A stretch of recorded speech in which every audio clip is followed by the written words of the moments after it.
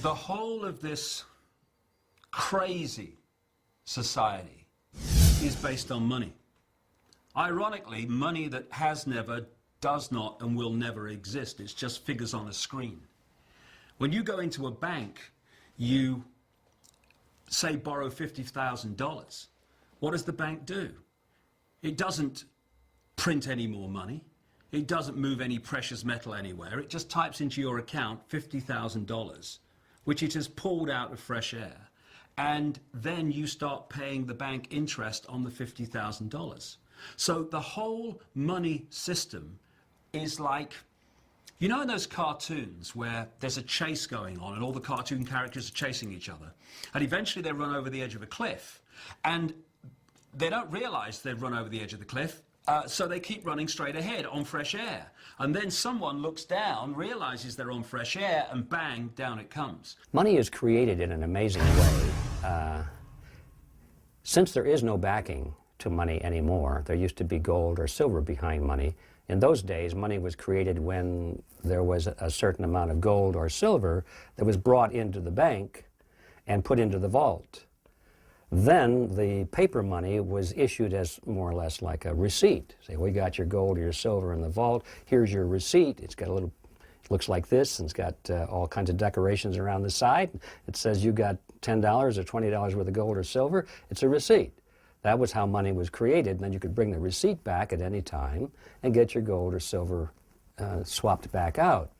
That's the beginning of the process. Well, it didn't stay that way very long in history, because the bankers discovered that while they're sitting on all this gold and silver and people are circulating these receipts, that very seldom did all of the receipts come back, or even very many of them. People were very content to let the gold and silver sit there and just use the receipts. So the temptation was so great that they began to issue more receipts than there was gold or silver. So what you would do is you take your gold down to the blacksmith who had a safe, and he would give you a certificate saying, yes, you have a pound of gold in my safe here, and he would guard your gold, but he'd give you a certificate. Well, when you went to buy a round of drinks for your friends at Harry's bar, you wouldn't use gold, you'd use the certificates to pay off, the drinks. And then those certificates could be redeemed at the blacksmith's place. Well, the blacksmiths started seeing that nobody came back to redeem their gold. They just kept circulating this paper. And that became, the way that people carried on. Well, pretty soon the blacksmith figured out, well, if they're not coming back for their certificates, I could probably print up a few certificates and nobody'd know the difference. And that was the beginning of fractional reserve banking, as they call it, in which the money supply begins to expand. And it's artificially expanding because of a decision made by the bankers and later on by the politicians who went into partnership with the bankers that this was an acceptable practice. Of course, the danger with that is that if all of the, or even a substantial number of the depositors did want to take their receipts back to the bank and demand their gold or silver in return, there wouldn't be enough to keep the obligation. And so there'd be a run on the bank, and the banks would have to close their doors, and in some cases they'd actually go out of business. They'd be bankrupt, and people would lose their deposits. The bankers themselves very seldom lost very much. They might have gone to work for another bank or opened up a new bank down the street, but the depositors often lost a lot of money in this fashion, and that was the reason for going into partnership with the governments, because the governments would then say, well, the law says that the banks can do that legally. So there's no prosecution. You can't prosecute these bankers anymore because they didn't violate the law. Because of their partnership with the government, the law made it legal to do exactly what they are doing, which is one of the reasons that cartels like to go into partnership with the government.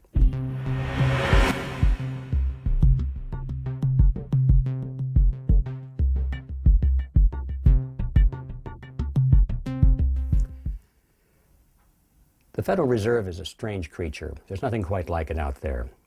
Most people think that it is a government agency and that it's here to protect the best interests of the common man. But the truth of the matter is, when you cut through all of the debate and all of the research, you come to the startling realization that the Federal Reserve System is a cartel. It's a cartel, no different really than a sugar cartel or an oil cartel or a bean cartel, happens to be a banking cartel. And that means that it is private. It means that the big banks of the United States came together in 1913, and they convinced Congress to pass a law that we call the Federal Reserve Act.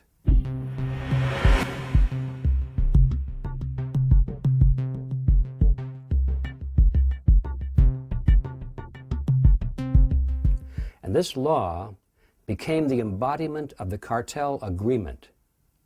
You see, what cartels do generally is they decide that they don't want to compete with each other. Cartels are made up of different separate companies which on the surface appear to be competitors. And they decide they don't want to compete with each other. They want to improve their profit margins and solidify their position in the marketplace. And so they want to get rid of competition, and they decide they're going to fix prices or divide up product or geography or something like that. And they come to cartel agreements to reduce competition between themselves. One of the problems with cartels is that it's very difficult to enforce those rules and regulations, those agreements. How do you do it?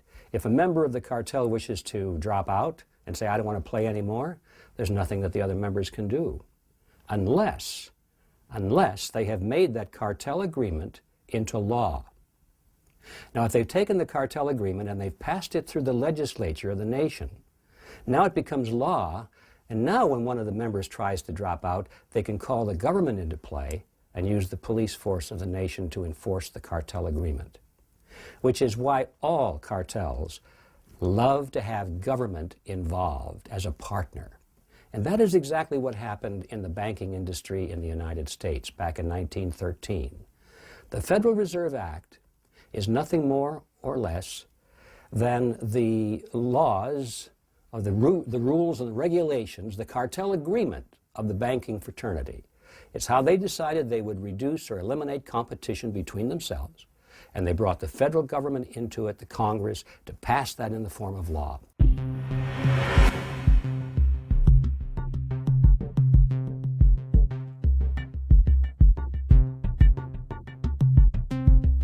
So, what we're dealing with here is not a government agency at all.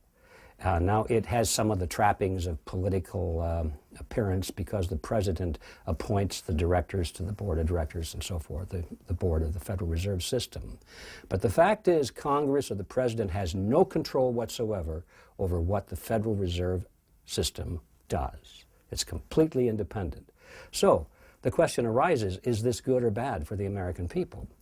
We have a cartel which has been given the power to create the nation's money, incredible as that may sound, to create the nation's money, which is something that even Congress is not allowed to do based on debt. The Constitution of the United States says that Congress shall create money only when it's backed by coins, when it's backed by something like gold or silver, has intrinsic value. The Congress cannot create money based on debt, according to the Constitution, fiat money.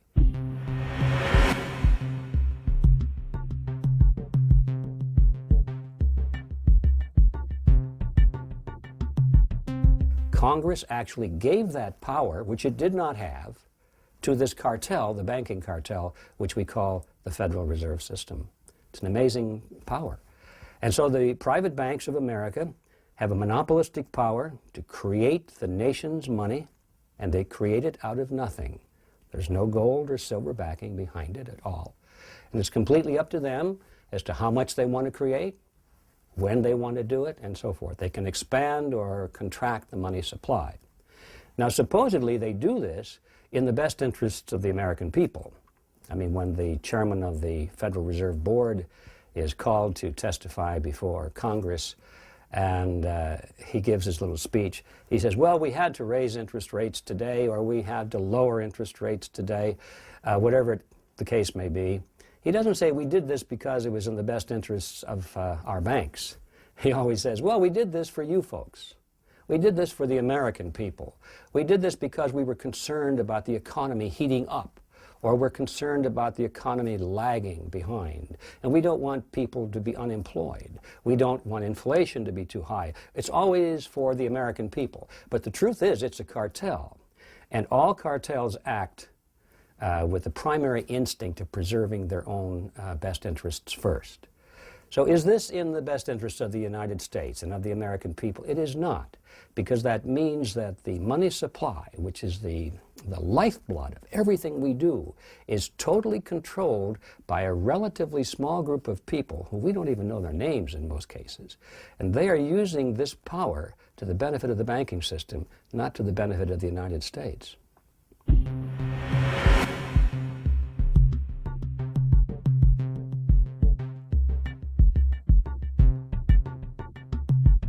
Well, here's how it works. Remember, I said before that the Federal Reserve really is a partnership between government and the banks. So when you have a partnership, there has to be a reason, an advantage to both parties to become a partner. So to understand how this works, let's start with the government side of this partnership. The government needs money.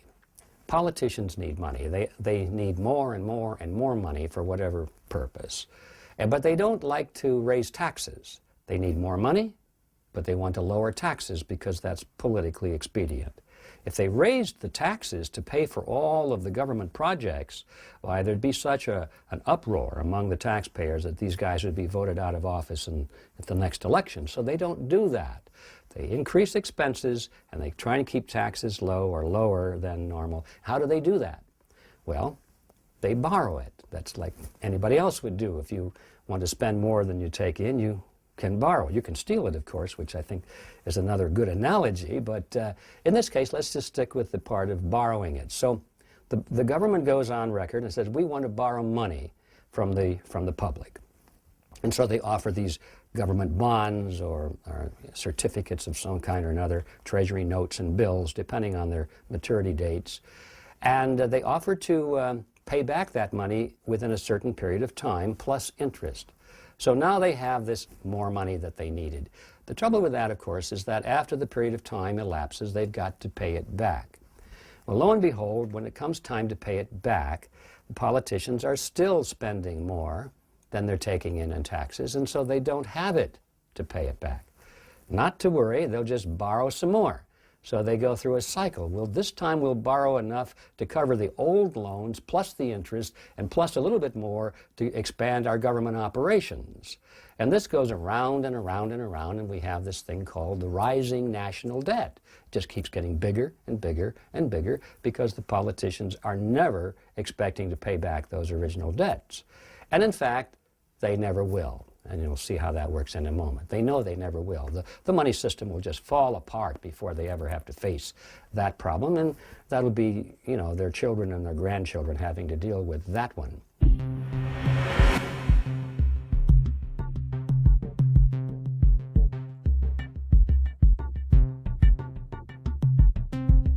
Well, no, so far so good. So they borrow this money, and the debt goes up and up and up. But there's so far there's no new money created because the money they have borrowed was money that was already in existence. Let's say that I wanted to buy a government bond, so I loan money to the government. No new money is created. They just got some of the original money back in the form of a loan. Where the new money comes into play is at a next step. You see, they never have enough. They never can borrow enough from the general population or from investment firms or from banks or from other countries. There's never enough money out there to borrow. They need more. And so this is where the Federal Reserve comes in.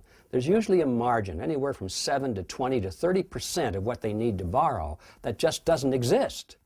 Or in order for them to borrow it, they would have to raise the interest rates to attract that much more money in, and they don't want to raise the interest rates. So now they finally go to their partner, the Federal Reserve System. And they say, okay, partner, here's where you come into the game. We need to borrow today, let's just say another $1 billion. And the Federal Reserve officer says, okay, that's fine. Figuratively, he pulls out the desk drawer, pulls out this big black book, checkbook, course, this is all done by computers in reality, but for the sake of analogy here, it's a little easier to visualize with a checkbook. So he writes a check for $1 billion to the United States government and hands it to the Treasury official. And he says, "Thank you very much." He goes down and deposits this $1 billion check into the government's checking account. Okay, so now they have another $1 billion loan, supposedly. The question is, where did that money come from?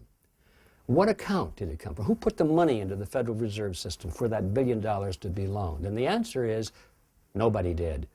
There is no money. It just came out of thin air. It was manufactured just for the purpose of this loan. Now, if you and I were to do that, we'd go to jail. But the Federal Reserve can do it because the government wants them to do it, because they're the lender of last resort. It doesn't make any difference if they can borrow enough money from the private sector at the rates they want to offer. It doesn't make any difference because they know at the last minute they can always go to the Federal Reserve, and by obligation, the Federal Reserve will create that money out of thin air, just the way they used to do it on the printing presses. Except today they don't use printing presses for most of it because it's checkbook money. It's in a computer, it's digits, it's invisible. They just create it out of thin air.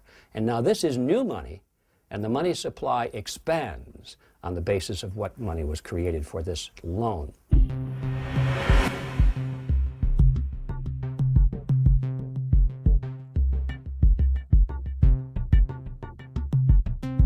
Now that's just the beginning of the cycle. That's really the smaller side of it. This is really peanuts compared to the next cycle that I'm going to describe. So far we've talked about why the government is in this partnership, and we can see that their primary motive is because they can have access to any amount of money that they might need at any time without any questions, at any rate of interest they choose to offer. Not a bad deal. But now let's see what happens to that money. Let's assume that the fellow who delivers the mail, the post office worker, gets a check from the post office for $1,000. And now that was newly created money through the process which I just described. It's newly created money, and the post office worker doesn't know that it didn't exist the day before anywhere in the universe. He doesn't care. It's spendable money now. So he takes this check to his private bank, commercial bank down the block, and deposits it into his private checking account. Now, finally, the money is out of the government side and goes into the private commercial banking side, and this is where the action really heats up.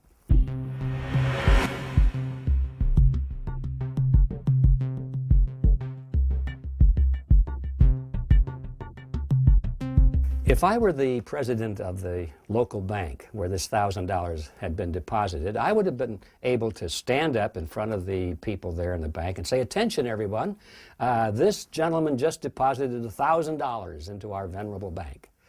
And everybody would be happy because generally people go to the banks to borrow money. A lot of them do.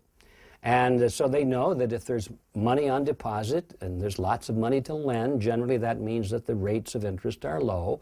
So people are happy to know that we have money to lend. You might ask me, well, how much money do you have to loan? And I'd say, well, how much do you need? And you would say, well, I was looking at a used car, $9,000 would be about right. And I'd say, I can do that. But you would say, I thought he just deposited $1,000. I would say, yes, he did. And this could go back and forth, and you'd say, well, how can you loan $9,000 when he only deposited $1,000? And if I were a good banker, I would say, don't worry about it, sir. It's all quite legal. It's all regulated by the Federal Reserve System. It's entirely possible, and indeed it is, because according to the Federal Reserve regulations, which, don't forget, are created by the banks for the banks, all the banks have to have, at the current time, is 10% of their deposits in reserve compared to the amount of loans that they put out. 10% in reserve. So if you take $1,000 and you put that in your accounting ledger under the heading, and you put the word on the top that says reserve, now you've got $1,000 in reserve, and that's 10% of $10,000, which means you can loan $9,000 and still have 10% reserve. So now the banks can literally create $9,000 out of thin air and still be quite legal because they've got 10% in reserve. Now, that's kind of an oversimplified way of explaining it, but basically that's the accounting that goes on. So the banks will be able to, I would, as a banker, would be able to create $9,000 out of nothing and loan it to you at interest. Now, just think about that for a minute.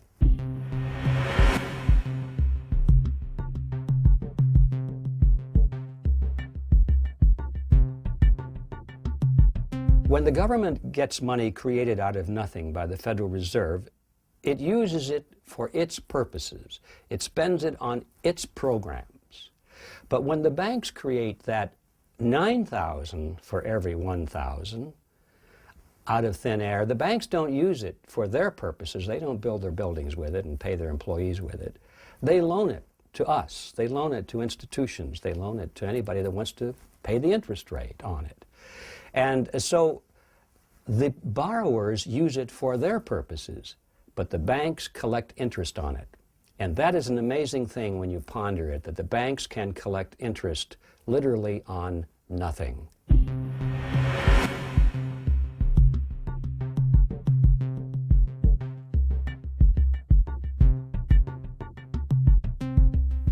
So when the banks say, we're going to earn 3% or 3.5% on the money we have on deposit, they're not telling you the whole story, because that money on deposit is used to leverage the creation of 9 times more money.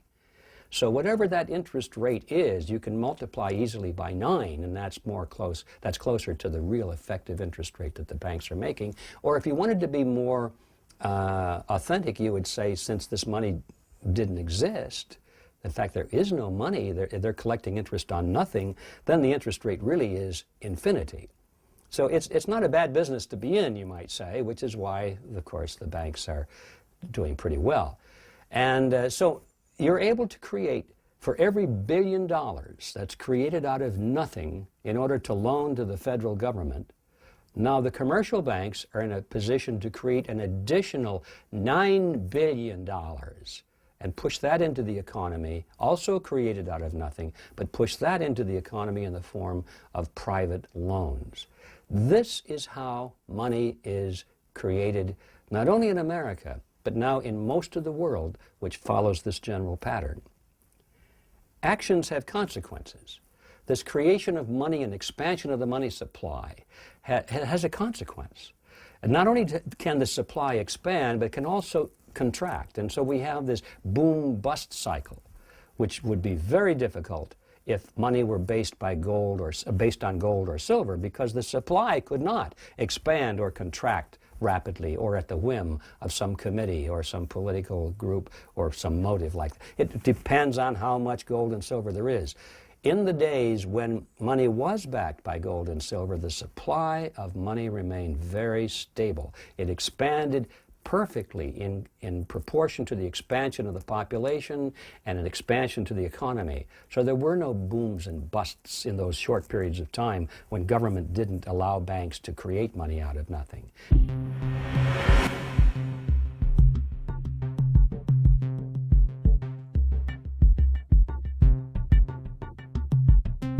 I think the classic example is in the 1920s, you could have taken a $20 bill or a $20 gold piece, because at that point they had a 1-ounce gold coin which they used as currency, and it was the same value as a $20 bill.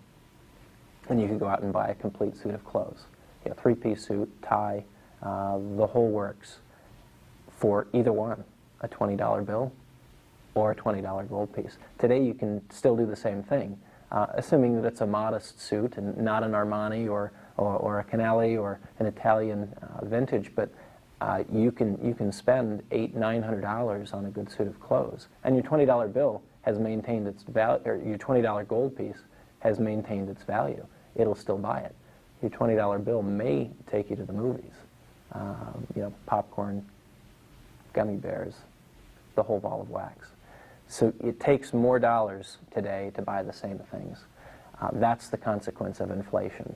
As I said, there are consequences, and the consequence generally we see it not only as booms and busts, but as inflation. Right now we're going through a tremendous inflationary period, and I think we're going to see a lot more of that in the future, probably to the extinction of the value of money entirely. Because as that money supply expands, and it expands at a rate faster than the rate of goods and services are expanding, that means that the dollar becomes more and more worthless. And I think the best way to illustrate that is to realize that if we had lived in ancient Rome and we had a 1-ounce gold coin of the realm at that time, that would have purchased for us a very fine toga, a handcrafted belt, and a pair of sandals. Today, thousands of years later, if we have a 1-ounce gold coin with no particular numismatic value, no collector's value, just the value of the gold, we can take that to the bank, exchange it for Federal Reserve notes, run down before it loses value, run down to the clothing store and buy a nice suit, a handcrafted belt, and a pair of shoes. The value of 1 ounce of gold in terms of purchasing power has not changed drastically in thousands of years and never can. And the money supply should be based on that kind of a solid principle so that you can depend on its purchasing power.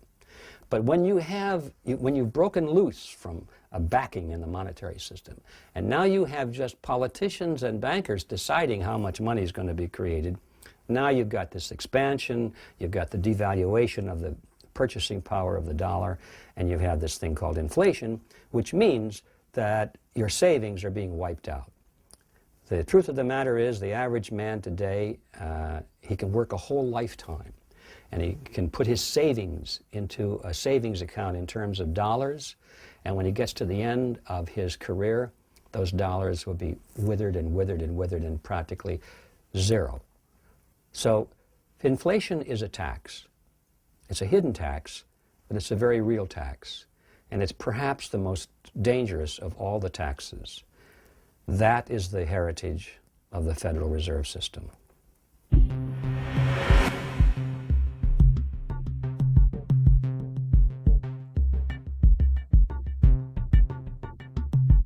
The only thing that has kept the United States economy going in the 21st century is the expansion of debt.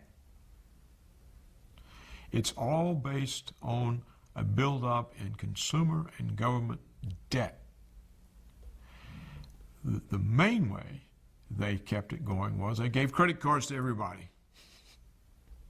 And if you maxed out this one, you started on another one. Even more important, Alan Greenspan, in order to cover up the job loss from offshoring, put interest rates down to an enormous low and created a housing boom, because what's important to people is not the price of the house, it's the monthly mortgage. And when you get rates as low as Greenspan had them, the monthly payments drop. When monthly payments drop, housing prices tend to go up. And so people who already had a house saw big rises, and they refinanced the house and took out the money and spent it.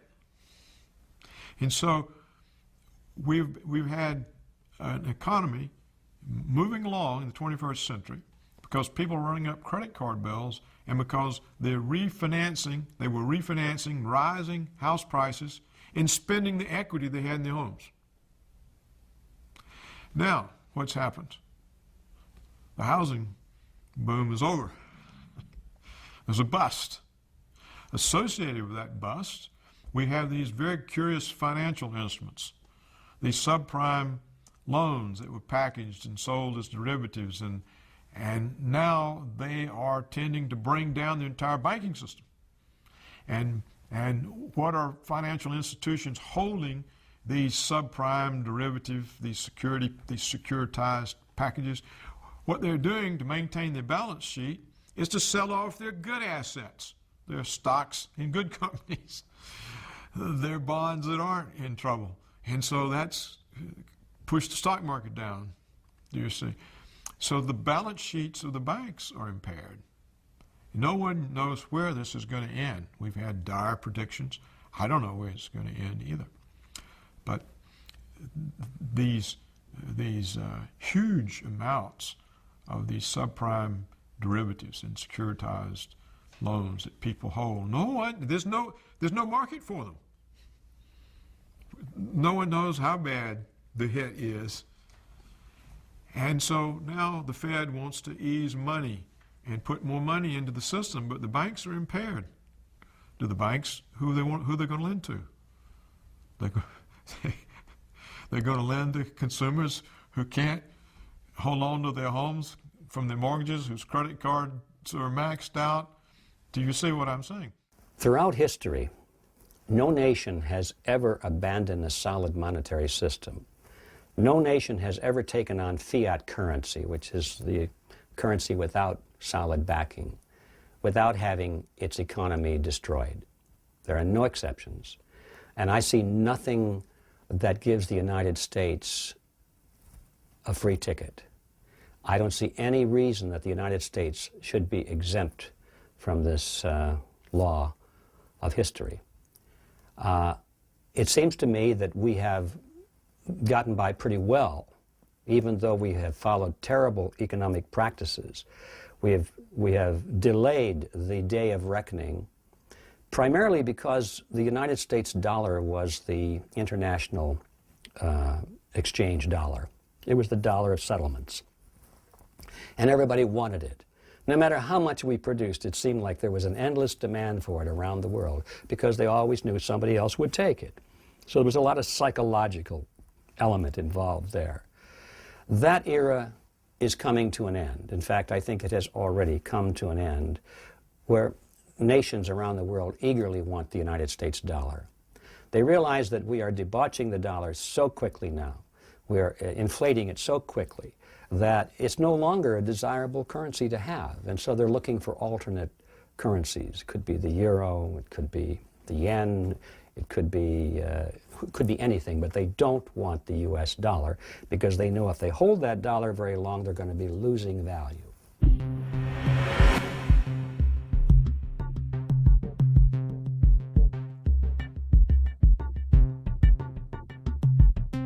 The power of the United States rests mainly on the fact that the United States dollar is the world reserve currency. It's been that way since the Second World War. What does it mean to be the world reserve currency? It means that you're the world money and that you can pay your bills in your own currency. If you're running trade deficits, for example, in order to pay your bills, you don't have to sell enough of your goods, export enough to earn the money to pay the other countries for their goods and their money. You just pay it in your money. It also means there's a great demand for your money because it is the reserve of all the foreign central banks.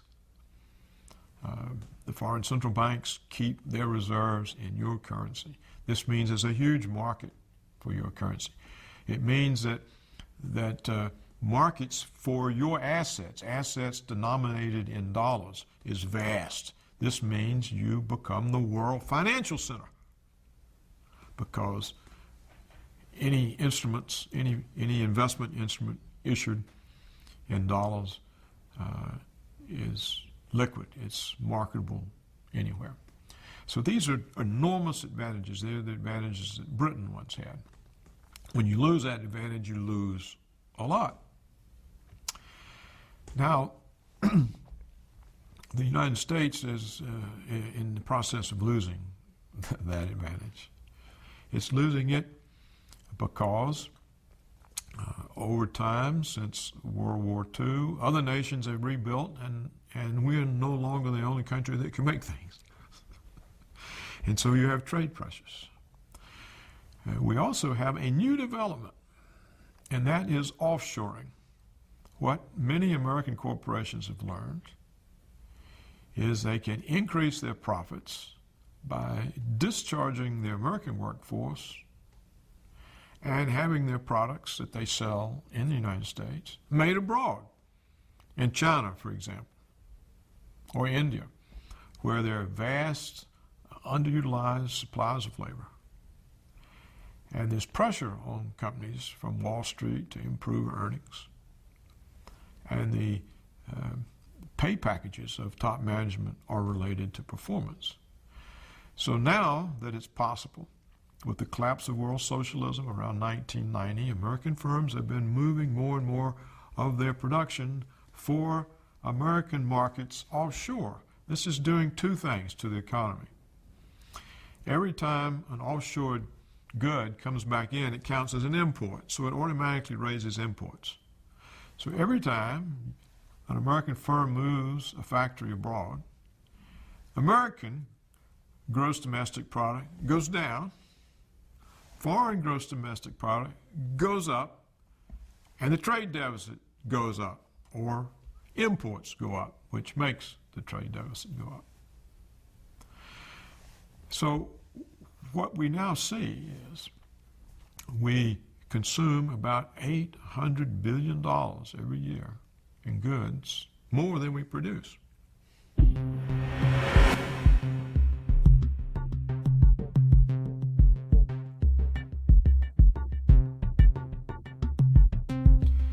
We've been able to do this. It's a gradual thing that we got into, a little at a time. We're able to do this because people were willing to accept the dollars as payments. It was the reserve currency. Now they have huge numbers of these dollars, and they're beginning to wonder about it. They're beginning to say we're really overweighted in our investment portfolios with dollars. And there's a less inclination. And therefore, what we've seen during the last 6 years of the Bush administration is an enormous decline in the value of the United States dollar in relation to other hard currencies, particularly the euro. When the euro was first issued, it was €1 to $1. Today, it's $1.52 that you have to pay to get €1.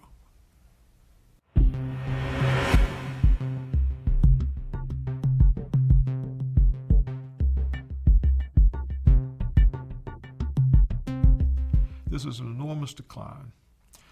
Now, so what you see happening is pressure on the dollar, which eventually is going to raise prices, pressure on jobs.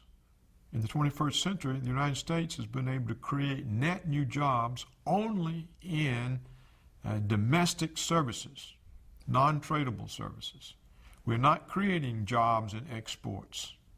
We're not creating jobs in information technology or high-tech type of service jobs. We're creating jobs with waitresses and bartenders and ambulatory health care and hospital orderlies and social service and school teachers.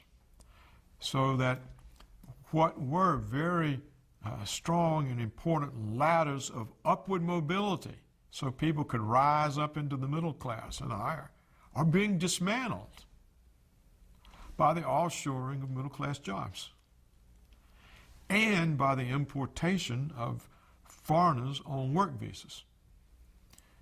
If you don't want to hire an American engineer, you claim a shortage, and then you bring in one from abroad at a much lower salary. And so we see the impact on science and engineering in the United States, research, development. These sorts of things start stagnating and slowly eroding. And in manufacturing, you lose all the supply chains that are in the process that enable you to be able to make something. This piece of the chain is moved offshore. And then this piece moves offshore. And then before long, the sort of middle-level firms who were supplying the big firms, the big firms don't want them anymore. They've offshored. So this then hits the tax base of local communities. When you outsource manufacturing jobs to Asia, and then you insource cheap labor to drive down the price of labor for the jobs that remain, it becomes like the back of the shampoo bottle. It's like shampoo, rinse, repeat. And you really see it. The Mexican government was building a $2 billion deep-sea port in Baja Peninsula. And you really can see it there. So you outsource manufacturing to Asia. And then once the port is open on the Baja Peninsula, you import the manufactured finished goods into Baja, where you skip OSHA, you skip the Longshoremen's Union, and then you put it on NAFTA trucks and drive it into a Walmart in the middle of the country. So you see what can obviously happen on that cycle. So, and what gets washed out of that is a whole class of jobs, essentially, the business model has said that it is no longer economically viable for certain types of jobs to be done in the United States of America. And light manufacturing is clearly one of them. Maybe heavy manufacturing is one of them. It becomes a real problem in certain critical industries. For instance, we've been throwing pork barrel spending at some shipyards down in Mississippi. Trent Lott was very good at getting that money for the shipyards down there in Mobile. And we really needed to do it. This was good, healthy pork because, you know, in a time of national emergency, you can't just flip a switch and start building ships. You have to have an infrastructure, and you have to have a workforce that knows how to build ships, which means that, yeah, we'll have to waste some money building some unnecessary ships just to keep at least the seeds of an infrastructure of a shipbuilding industry in case there actually is a need for that emergency. Offshoring is a fancy way of saying your job is in question because you can be replaced for a fraction of your cost. If you're paid $19, $20, $30 an hour, you can be replaced by someone who's willing to do the same job for $1 an hour, 25 or even 50 cents an hour, with no benefits, with no pension. And so the direction for Wall Street firms, for corporate America is clear. If you need to solidify your profit margins, that's the first place to go, is renegotiate your labor contracts and start moving the jobs someplace else. The implications for the worker are this: you're out of a job. That's just plain and simple. You don't have a job, which means you're probably going to have to retool and re-educate because that job's not coming back. It's tough. It's easy to go from paying someone $30 an hour to 25 cents. Pretty difficult for the company to reverse that and go from 25 cents back to $30 an hour. That's not good for the bottom line at all. The jobs that are gone for good. In addition to that, we're shuttering the plants. We're shuttering the facilities that have created the nation's wealth. They're gone. We're making them go away. We don't need them. We don't need them. In a global world, as the argument would go, it's better to utilize resources where they're cheaper. And, you know, so do we get a cheaper toaster oven at Walmart? Yeah, you get a cheaper toaster oven. But it's a hidden bargain. To me, it's a bad bargain. Because what happens to the guy that used to make the toaster oven? What happens to his family? Now the social costs of that are passed on to the community that no longer has a factory, that now, like, you know, when Maytag used to make their stuff in Galesburg, is it Galesburg, Illinois? Somewhere in Illinois. And they were there for 75 years, and they got tax credits to stay, and they left anyway because their workers were making $15 an hour, and they moved the factory to Mexico where they were paying people $1 an hour.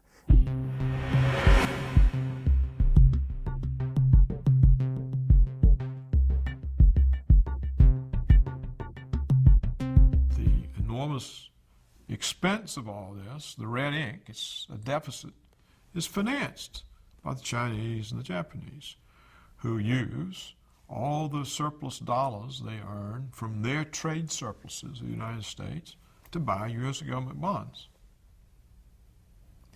Now, when it reaches the point, as it appears to be doing, that the Chinese feel that they don't really want any more of these bonds, that they're loaded up on American assets, 1.3 trillion at the moment, and they cease to be our creditors, how do we finance the federal government?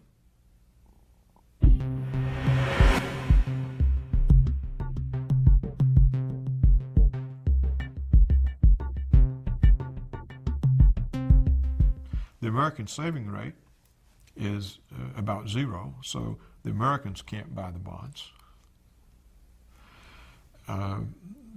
People haven't had any, the median income of families has not gone up in the United States in a couple of decades, perhaps longer. There's no growth in the real income of anybody outside the very highest income levels. So, and they're all struggling. They're drowning in credit card debt. Many of them now can't deal with their mortgages. How are you going to raise the taxes? So if you put all that together, you can see that it's headed to a new kind of crisis. And if the United States government wakes up one day and has to deal with the fact that the dollar is no longer accepted as reserve currency, what is it going to do? I think the end of the era is upon us. All of those dollars that they generally call euro dollars that are all around the world, what are those people going to do with them? They don't want them anymore. So they'll start looking for ways to send them back to the United States and buy things while they still can, before the value is completely gone. And so we're already beginning to see this reversal of the cash flow back into the United States. And the money is coming in tremendous quantities. So not only do we have, oh, by the way, why is it coming in? What are they doing with it? Well, they're trying to buy up our goods and services, or buy up our politicians, or buy up real estate or corporations. They're even buying up banks now, you might have noticed. They're sending this money back to the United States to buy a strong interest in some of the biggest banks of America. The banks need the money. And sometimes the pundits will say, well, look, we're getting capital back into the United States. No, they don't understand the difference between money and capital. Capital is wealth. Capital is ownership. Capital would be a stock in a corporation. Money is just pieces of paper. So what we're doing is we're losing capital, real capital, which means ownership in the productivity and the business entity of America. We're shipping the capital out and getting worthless paper dollars back in. And so that's what they're doing with this money. And so not only is the Federal Reserve expanding the money supply very rapidly to pay for all of its programs, to pay for its wars, to pay for its welfare, to pay for bailing out people whose homes are in trouble. They're just creating money like crazy to do this without raising taxes. And now we got a proposal to lower taxes while they're increasing spending. The insanity is incredible. Not only is that happening, but all this other money for the past 30, 40, 50 years that's been around the country is also coming back in. And you don't have to be a rocket scientist to figure out when all this money comes into the United States, it just gets more and more worthless. And your savings and my savings will become worthless too. The price of a loaf of bread, Lord knows what it's going to be, but it's going to be many times higher than it is now. A depression is a period of time during which most people's standard of living drops significantly. There are other good definitions of a depression. That's a nice, broad, general one. And I believe that because there is such a thing as the business cycle, which we don't have time to go into now, but the problems that we had in the 1930s, we're going to see that type of a phenomenon again. It's not going to be like the 1930s. It's going to be different. The similarity is going to be a massive drop in the general standard of living. And I call it the Greater Depression. The U.S., especially for the last 15 years, our main export, our main product has been dollars, which are unbacked liabilities of the U.S. government. And we've been able to ship these things abroad by the trillions, and these nice foreigners ship us all kinds of good things. They ship us Mercedes and Sonys and cocaine and oil and all kinds of things, and we just give them dollars. But now there's 6 trillion of these dollars out there, and these people are starting to realize that they're holding hot potatoes. And they don't want to all run towards the exits at once, but they know what they've got. They've got just pieces of paper that are unsecured liabilities of a bankrupt government. And these dollars are going to start flowing back into the U.S. And inflation is going to explode in this country. Interest rates are going to go through the ceiling. It's going to be devastating for the average American. What you see happen is a big reduction in real living standards for 95% of the population. The living standards will just all of a sudden be adjusted downward. substantially. Now, many of these people are already hard-pressed. So what comes from that? And then you have to see, that means that the real purchasing power has shrunk, and so the real goods and services that are coming off the shelves has shrunk. That's recession. That's more unemployment. It's a dangerous situation. That's what I say. It's unprecedented. That's why I call it a calamity in the making. I don't say that it has to happen, but it's going to happen if they don't make some big changes soon. If things continue to go on, if we continue to think in all our hubris that we're the superpower and the world adjusts to us, it's going to hit the fan, because that ain't the case. That is not the case. So what are they going to do about it? And they're going to go to their government. They're going to say, please help us. They're going to go to the same politicians, the very same politicians who got them into this mess, and ask them to solve the problem, which is a huge mistake, because these politicians already have the solution in mind. What they're planning to do is let the American, in my opinion now, is let the American dollar collapse. That way they don't have to pay back the national debt, remember? They have all this tremendous national debt in dollars and all this tremendous obligation, which they can never repay. So it's to their advantage just to let the dollar disappear and wipe that off the books and replace it with a regional currency. They already have the name for it. It'll be called the Amero. And it'll be a currency which will be jointly owned, jointly representative of the United States, Mexico, and Canada. And this is part of a long-range step that they've had to merge those three countries into a regional single government. It's been going on for a long, long time, and most Americans are still in denial on that. They're still saying, oh, that would never happen. The American people would never go for that.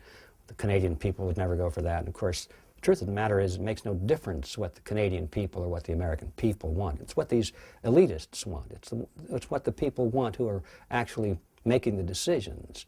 And I know that's a harsh statement, but that's the reality that we're facing today. So they're going to offer a new currency, and Americans generally will say, oh, that's wonderful. Now this currency will replace the old worthless currency, and there'll be new hope. The truth of the matter is the new currency will be no different than the old currency, except it'll be a fresh start.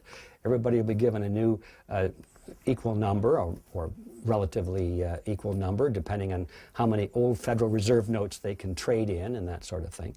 But it'll also be a fiat currency. There'll be no gold or backing behind it. And it too will be run by the banks and the politicians.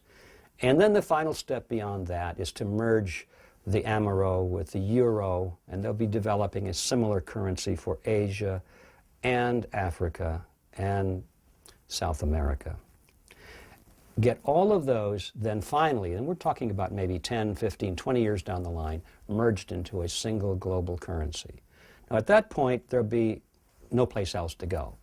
Today, if your currency is losing its value, you can go on the internet or go to your brokerage house and you can swap currencies. You can say, gee, I don't like what's happening to the American dollar. I think that the German mark is doing a lot better, or the Swiss franc. And you can get out of the currency that's falling on its face. Finally, when you get to these regional and to these international, finally to the international currency, there'll be no place else to go, so you'll be locked in. That's not a very pretty picture. In other words, what I'm saying is that these people who have formed this partnership between the banks and the governments of the world are planning on controlling our economic lives and our personal lives as well. And this is not just a question of money. It's not just a question of, are you going to be secure in your retirement? This is not just a question of how much you can buy with your paycheck. This is a question of personal liberty, personal independence, and national sovereignty. The problems we're facing today are much bigger than just money. But if you follow the money trail, you can see where it's all going. To get the Amero, they have to first destroy the dollar, which is what the Trilateral Commission in the 70s said with Zbigniew Brzezinski and David Rockefeller. They stated, first the euro will rise by 2000, it will defeat the dollar will go down, then we will create the Amero, claim that it's competing with that, then we'll have fluctuations there, and we'll finally peg it at a global mark with a new global reserve currency that we issue and we control, pegged to oil. And that's why they got to control the oil, because whoever has the world reserve currency, people have to accept that for the buying of oil, which is energy. And that's the connection of the fiat currency to reality.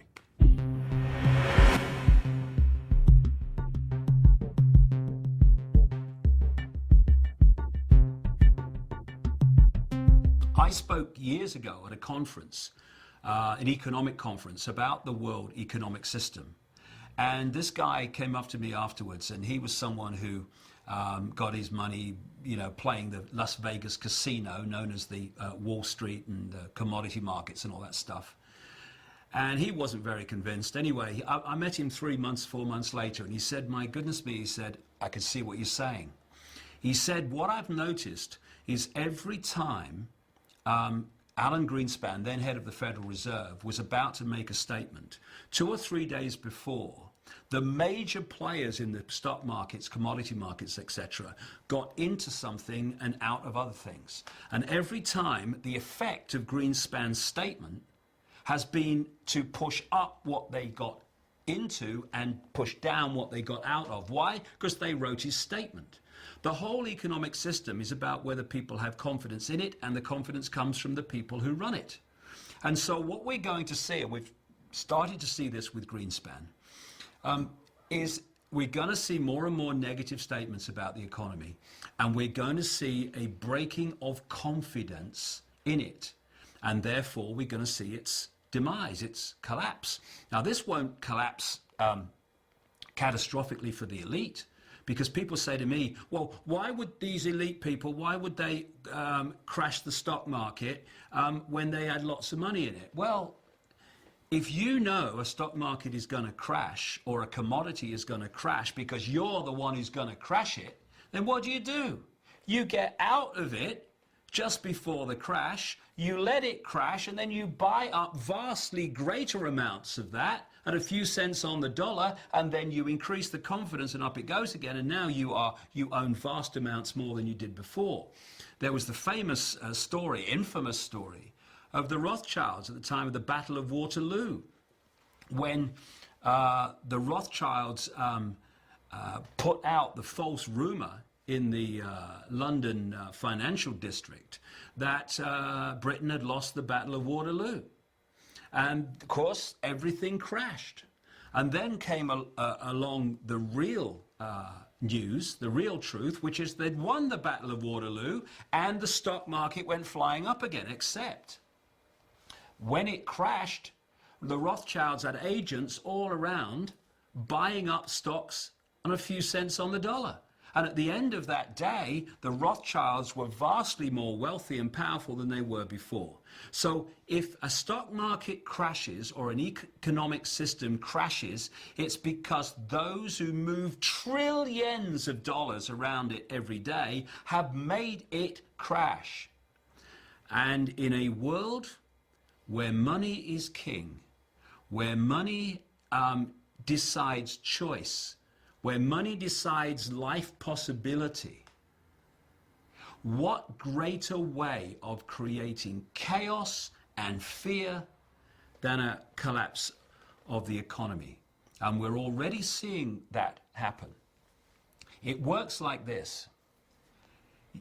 This is how the economic system has worked for centuries and still being applied today. It's real simple, and this is how the elite few have trawled the wealth of the world and created booms and busts at will. Stage one, they push interest rates down, start recognizing the cycle that's just coming to an end, and they put lots of money into circulation, what we call money, because it's not governments that put money into circulation. It's private banks controlled by the same pyramid, making loans to people, credit loans. That's how money's put into circulation, not by governments. So what the banking cartel does is it puts vast amounts of money into circulation by pushing interest rates down and giving loans for, on next to no collateral. What happens then is there's lots of economic activity because there's lots of money swirling around, so there's lots of units of exchange to buy goods.